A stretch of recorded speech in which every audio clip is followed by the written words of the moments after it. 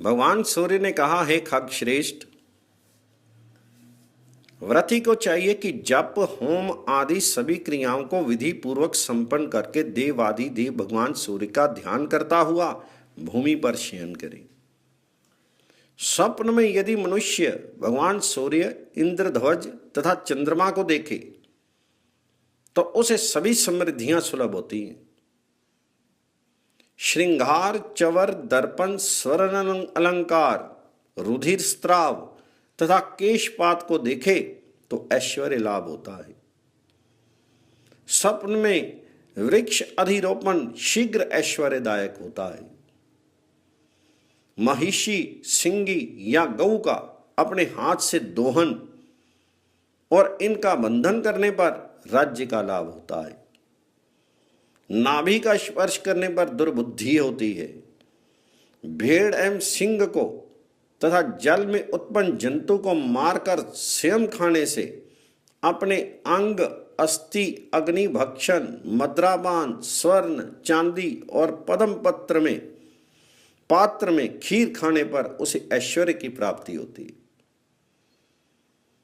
द्यूत या युद्ध में विजय देखना सुखप्रद होता है। अपने शीर के प्रज्वलन तथा शिरोबंधन देखने से ऐश्वर्य प्राप्त होता है।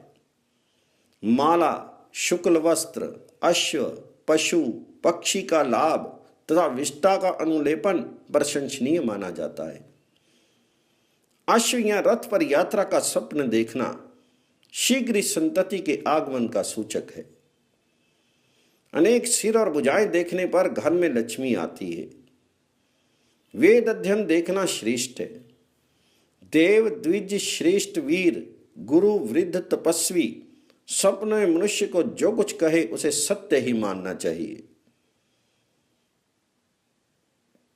इनका दर्शन एवं आशीर्वाद श्रेष्ठ फलदायक है। पर्वत, अश्व, सिंह, बैल और हाथी पर विशिष्ट पराक्रम के साथ स्वप्न में जो आरोहण करता है उसे महान ऐश्वर्य एवं सुख की प्राप्ति होती है।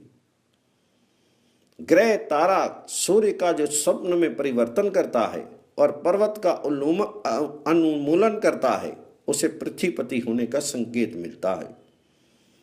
शीर से आंतों का निकलना, समुद्र एवं नदियों का पान करना ऐश्वर्य प्राप्ति का सूचक है। जो स्वप्न में समुद्र को एवं नदी को साहस के साथ पार करता है उसे चिरंजीवी पुत्र होता है। यदि स्वप्न में कृमि का भक्षण करना देखता है तो उसे अर्थ की प्राप्ति होती है। सुंदर अंगों को देखने से लाभ होता है। मंगलकारी वस्तुओं से योग होने पर आरोग्य और धन की प्राप्ति होती है। इसमें कोई संदेह नहीं है। भगवान भास्कर अज्ञान अंधकार को दूर करके अपनी अचल भक्ति प्रदान करते हैं। उनके विधि पूर्वक पूजन करने के पश्चात सिर झुकाकर उन्हें प्रणाम करके प्रदक्षिणा करनी चाहिए।